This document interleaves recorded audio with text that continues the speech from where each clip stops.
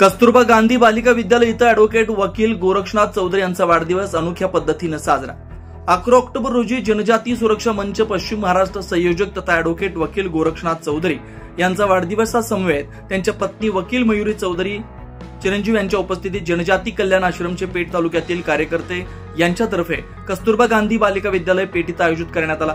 साहेबांच्या वाढदिवसानिमित्त कस्तुरबा गांधी बालिका विद्यालय पेठ इथं 250 विद्यार्थ्यांना पुस्तके, खाऊ, पेढे देऊन वाढदिवस साजरा करण्यात आला। यावेळी विद्यार्थ्यांनी सुमनांनी स्वागत केलं। विद्यार्थ्यांनी रंगीबेरंगी कपडे धारण करून अनेक गाण्यावर डान्स आणि शाळेमध्ये पाळीव प्राणी मोर यांचे प्रेरणादायी दृश्य मोराचं त्यामुळे उपस्थितांमध्ये आनंदाश्रू दिसत होते।